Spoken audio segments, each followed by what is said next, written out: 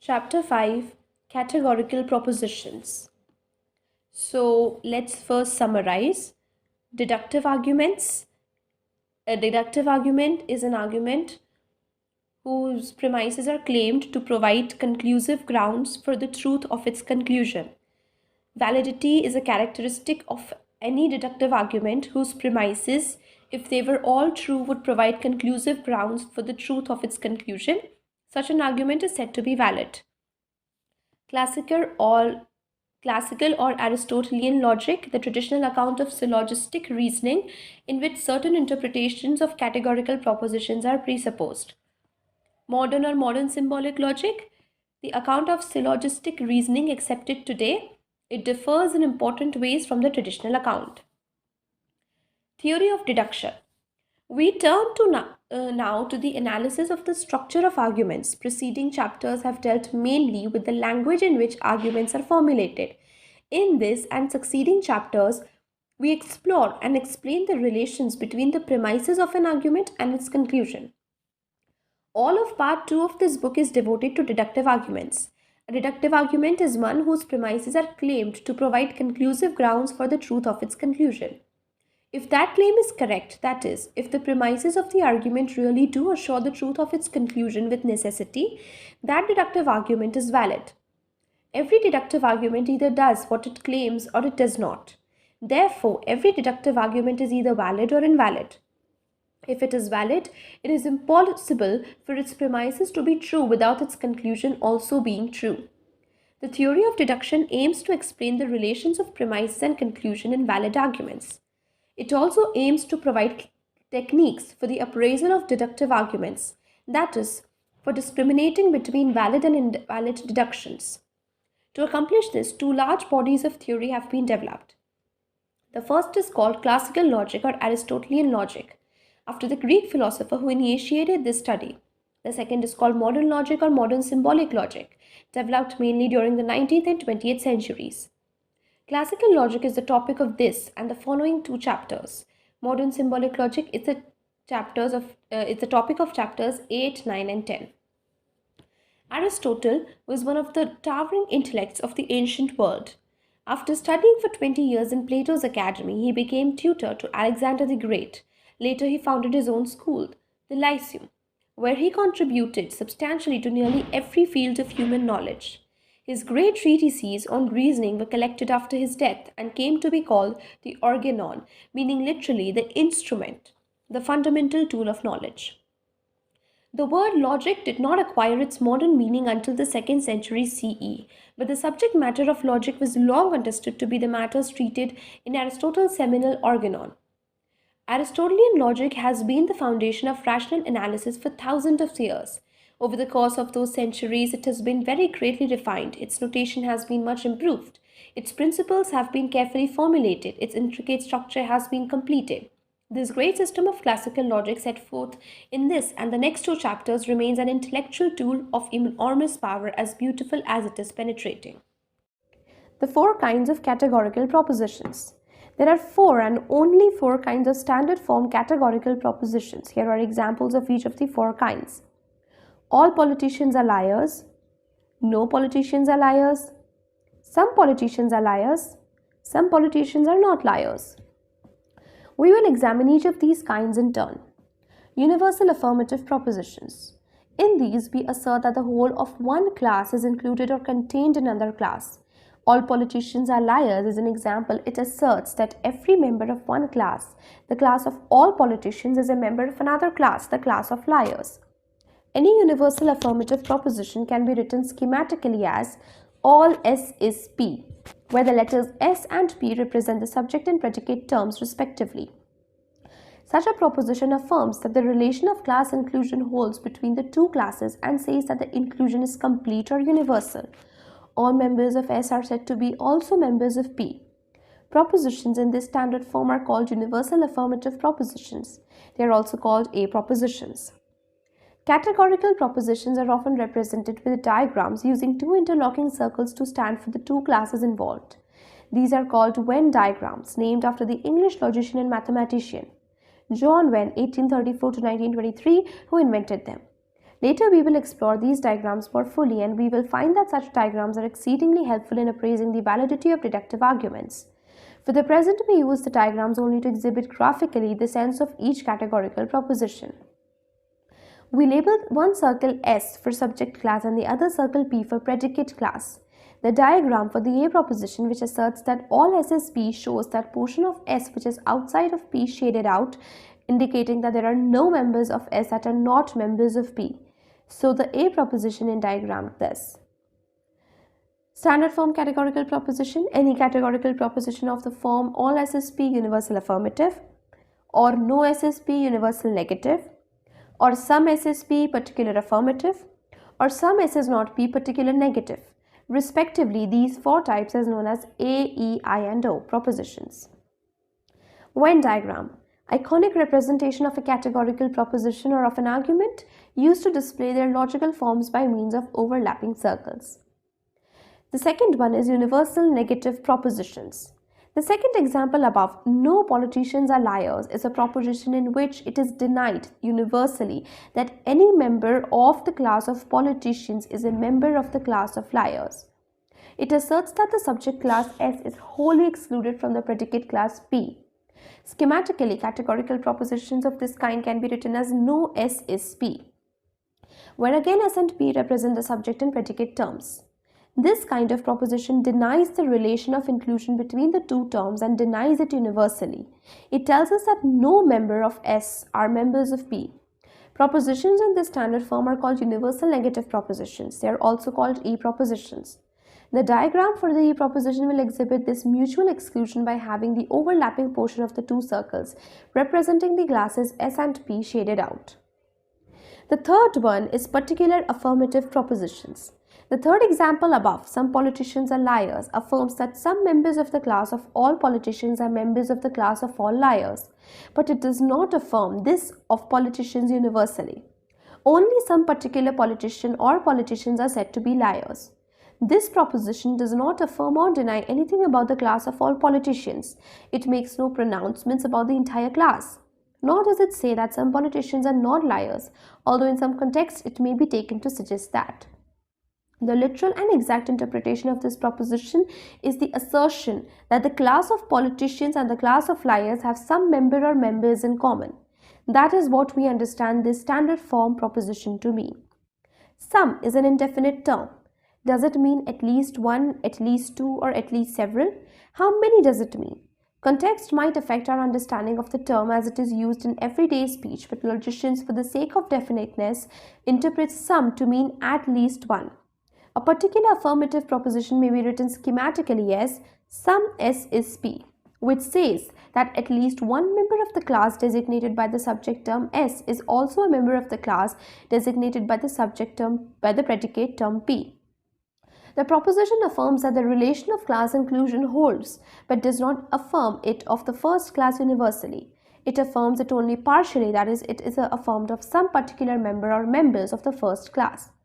Propositions in this standard form are called particular affirmative propositions.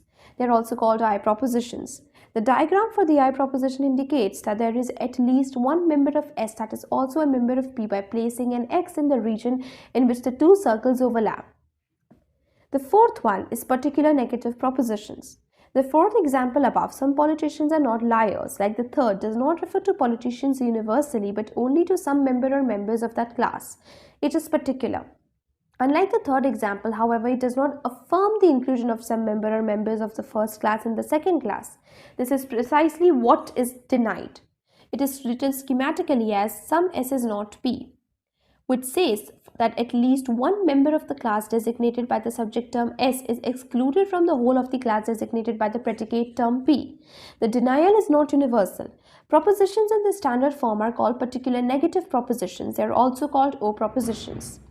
The diagram for the O proposition indicates that there is at least one member of S that is not a member of P by placing an X in the region of S that is outside of P. So the O proposition is diagrammed. The examples we have used in this section employ classes that are simply named: politicians, liars, vegetarians, athletes, and so on. But subject and predicate terms in standard form propositions can be more complicated. Thus, for example, the proposition all candidates for the position are persons of honor and integrity has the phrase candidates for the position as its subject term and phrase persons of honor and integrity as its predicate term. Subject and predicate terms can become more intricate still, but in each of the four standard forms, a relation expressed between a subject class and a predicate class. These four A, E, I, and O propositions are the building blocks of deductive arguments.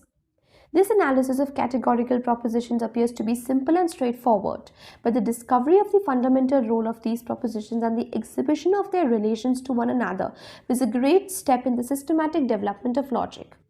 It was one of Aristotle's permanent contributions to human knowledge. Its apparent simplicity is deceptive. On this foundation, classes of objects and the relations among those classes, logicians have erected, over the course of centuries, a highly sophisticated system for the analysis of deductive argument. This system, whose subtlety and penetration mark it as one of the greatest of intellectual achievements, we now explore in the following three steps.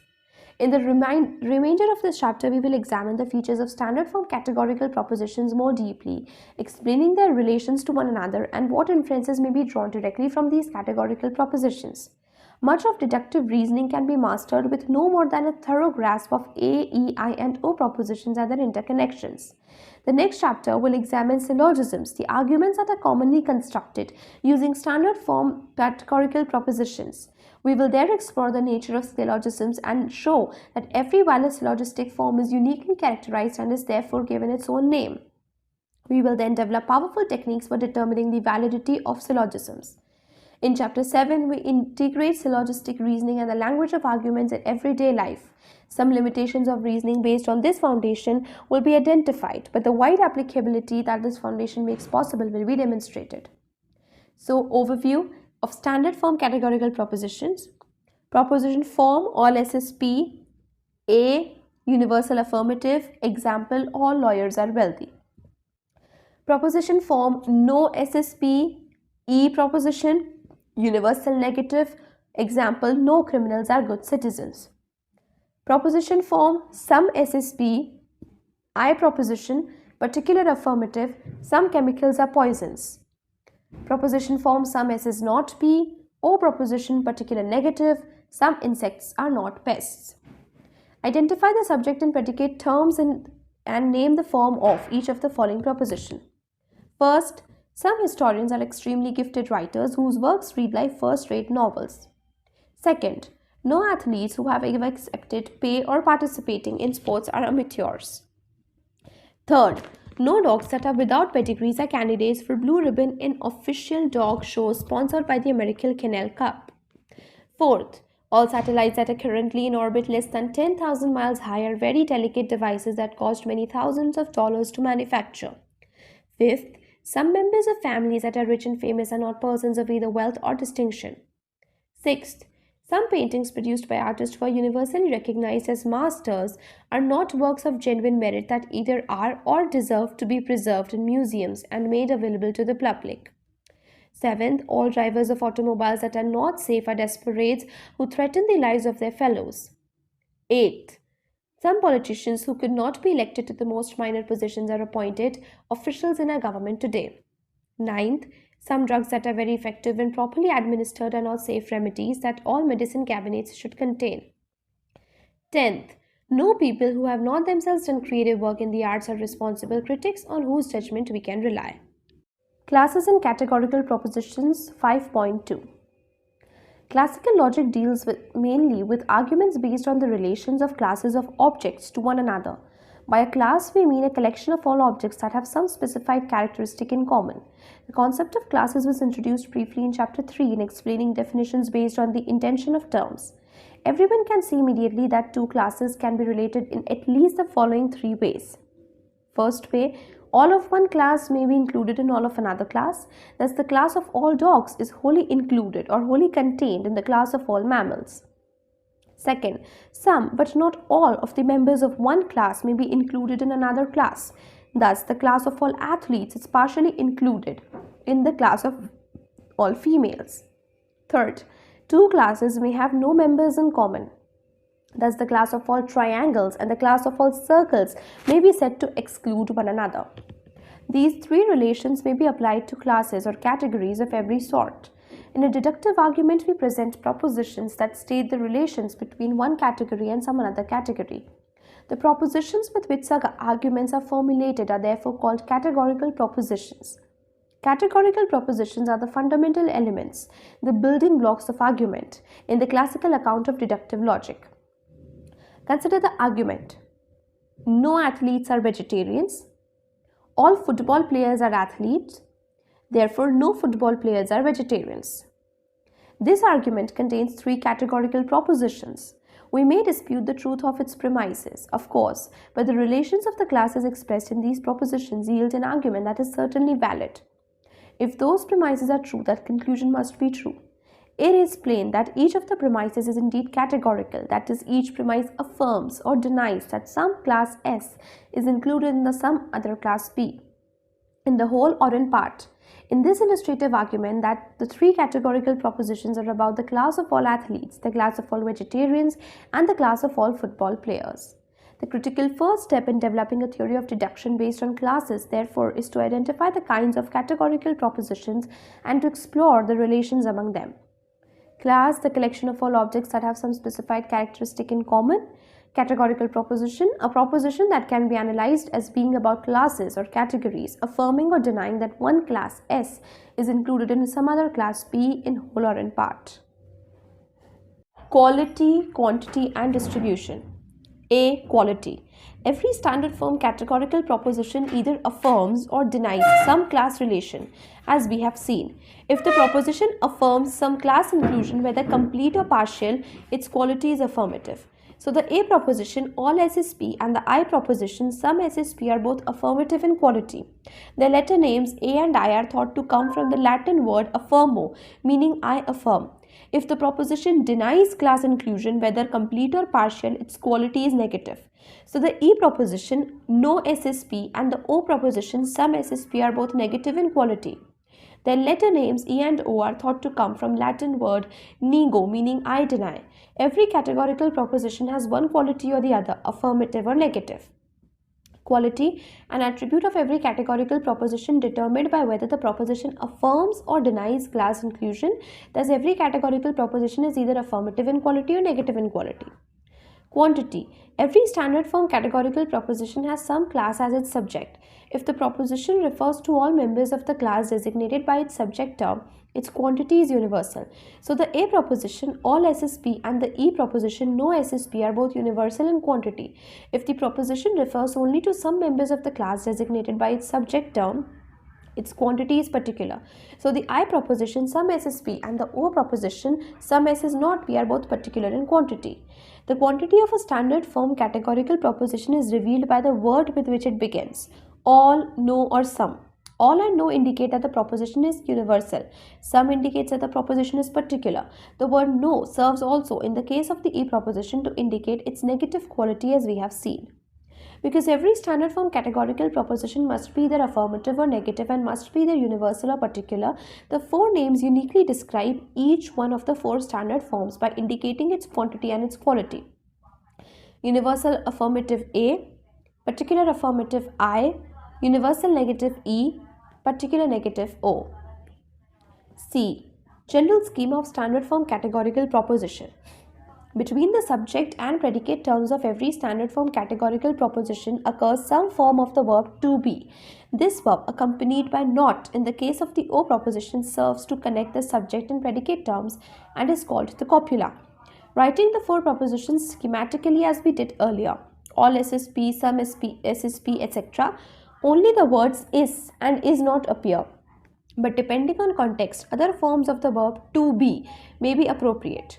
We may change the tense. For example, some Roman emperors were monsters, or some soldiers will not be heroes. Or change to the plural form of the verb. For example, all squares are rectangles. In these examples, were, are, and will not be serve as copulas. However, the general skeleton of a standard form categorical proposition always consists of just four parts. First, the quantifier, then the subject term, next the copula, and finally the predicate term. The schema may be written as quantifier, subject term, copula, predicate term. D. Distribution. Categorical propositions are regarded as being about classes, the classes of objects designated by the subject and predicate terms. We have seen that a proposition may refer to classes in different ways. It may refer to all members of a class or refer to only some members of that class. Thus, the proposition all senators are citizens refer to or is about all senators, but it does not refer to all citizens. That proposition does not affirm that every citizen is a senator, but it does not deny it either. Every proposition is thus seen to refer to all members of the class designated by its subject term S, but does not refer to all members of the class designated by its predicate term P. To characterize the ways in which terms can occur in categorical propositions, we introduce the technical term distribution. A proposition distributes a term if it refers to all members of the class designated by that term. In A, E, I, and O propositions, the terms that are distributed vary as follows. In the A proposition example, all senators are citizens. In this proposition, senators is distributed but citizens is not. In A proposition, universal affirmatives, the subject term is distributed but the predicate term is undistributed. In the E proposition example, no athletes are vegetarians. The subject term athletes is distributed because the whole class of athletes is said to be excluded from the class of vegetarians. However, in asserting that the whole class of athletes is excluded from the class of vegetarians, it is also asserted that the whole class of vegetarians is excluded from the class of athletes. Of each and every vegetarian, the proposition says that he or she is not an athlete. Unlike an A proposition, therefore, an E proposition refers to all members of the class designated by its predicate term and therefore also distributes its predicate term. E propositions, universal negative, distribute both their subject and predicate terms. In the I proposition, some soldiers are cowards. No assertion is made about all soldiers in this proposition, and no assertion is made about all cowards either. It says nothing about each and every soldier and nothing about each and every coward. Neither class is wholly included or wholly excluded from the other. In I propositions, particular affirmatives, both subject and predicate terms are undistributed. In the O proposition example, some horses are not thoroughbreds. Nothing is said about all horses. The proposition refers to some members of the class designated by the subject term. It says of this part of the class of horses that is excluded from the class of all thoroughbreds, but they are excluded from the whole of the latter class. Given the particular horses referred to, the proposition says that each and every member of the class of thoroughbreds is not one of those particular horses. When something is said to be excluded from a class, the whole of the class is referred to, just as when a person is excluded from a country, all parts of that country are forbidden to that person. In no propositions, particular negatives, the subject term is not distributed, but the predicate term is distributed. We thus see that universal propositions, both affirmative and negative, distribute their subject terms, whereas particular propositions, whether affirmative or negative, do not distribute their subject terms. Thus, the quantity of any standard form categorical proposition determines whether its subject term is distributed or undistributed. We likewise see that affirmative propositions, whether universal or particular, do not distribute their predicate terms, whereas negative propositions, both universal and particular, do distribute their predicate terms. Thus, the quality of a standard form categorical proposition determines whether its predicate term is distributed or undistributed. In summary, the A proposition distributes only its subject term. The E proposition distributes both its subject and predicate terms. The I proposition distributes neither its subject nor its predicate term, and the O proposition distributes only its predicate term. Which terms are distributed by which standard form categorical propositions will become very important when we turn to the evaluation of syllogisms. The following diagram presents all those distributions graphically and may be useful in helping you to remember which propositions distribute which of their terms. In A, all SSP, subject term distributed, predicate term not distributed. In E, no SSP, predicate term distributed, subject term distributed. In I, some SSP, subject term is not distributed, predicate term is also not distributed. In O, some S is not P, predicate term is distributed and subject term is not distributed. So let's have a quick summary. What is quantity? An attribute of every categorical proposition determined by whether the proposition refers to all members or only to some members of the class designated by its subject term. Thus, every categorical proposition is either universal in quantity or particular in quantity. Copula, any form of the verb to be that serves to connect the subject term and the predicate term of a categorical proposition. Distribution, an attribute that describes the relationship between a categorical proposition and each one of its terms, indicating whether or not the proposition makes a statement about every member of the class represented by a given term. Visual logic. The A proposition, all bananas are fruits. This A proposition asserts that every member of the class of bananas, the subject class, is also a member of the class of fruits, the predicate class. When a term refers to every member of a class, we say that the term is distributed. In an A proposition, the subject term is always distributed, but the A proposition does not refer to every member of the predicate class. This example does not assert that all fruits are bananas. It says nothing about every fruit. In an A proposition, the predicate term is not distributed. The E proposition, no bananas are fruits. This E proposition asserts that every member of the class of bananas is outside the class of fruits. The subject term bananas is plainly distributed. Because bananas are excluded from the entire class of fruits, this proposition refers to every member of the predicate class as well, because it plainly says that no fruit is a banana. In an E proposition, both the subject term and the predicate term are distributed. Note that the concept of distribution has nothing to do with trust or falsity. This example proposition is certainly false, but as in every E proposition, both of its terms are distributed. The I proposition, some bananas are fruits. The word some in this proposition tells us that at least one member of the class designated by the subject term bananas is also a member of the class designated by the predicate term fruits, but this proposition makes no claim about the subject class as a whole. Therefore, in this proposition, as in every I proposition, the subject term is not distributed, nor does this proposition say anything about every member of the class of fruits.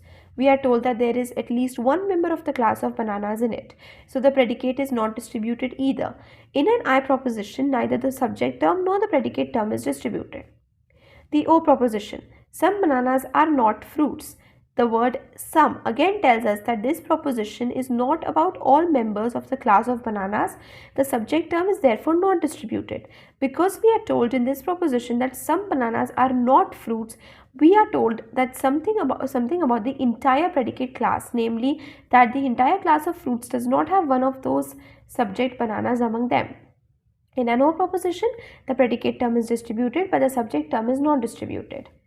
We conclude this section with the table that represents all the critical information about each one of the four standard form categorical propositions. So the proposition all is P, letter name is A proposition, quantity universal, quality affirmative, and only distributes the subject. The proposition no S is P, letter name E proposition, quantity is universal, quality is negative, and distributes both the subject and predicate.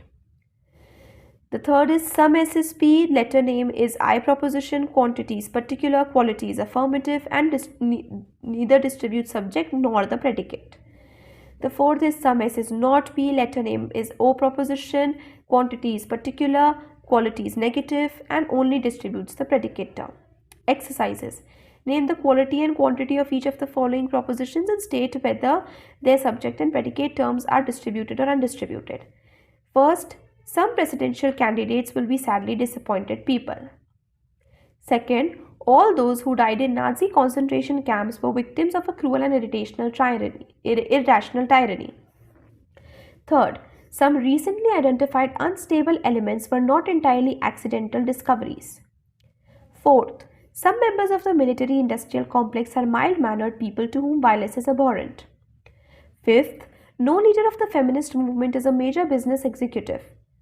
Sixth, all hard-line advocates of law and order at any cost are people who will be remembered, if at all, only for having failed to understand the major social pressures of the 21st century. Seventh, some recent rulings of the Supreme Court were politically motivated decisions that flouted the entire history of US legal practice. Eighth, no harmful pesticides or chemical defoliants were genuine contributions to the long-range agricultural goals of the nation. Ninth, some advocates of major political, social, and economic reforms are not responsible people who have a stake in maintaining the status quo. 10th, all new labor-saving devices are major threats to the trade union movement. The traditional square of opposition. The preceding analysis of categorical proposition enables us to exhibit the relations among those propositions, which in turn provide solid grounds for a great deal of the reasoning we do in everyday life. We need one more technical term, opposition. Standard form categorical propositions having the same subject terms and the same predicate terms may obviously differ from each other in quality or in quantity or in both. Any such kind of differing has been traditionally called opposition. This term is used even when there is no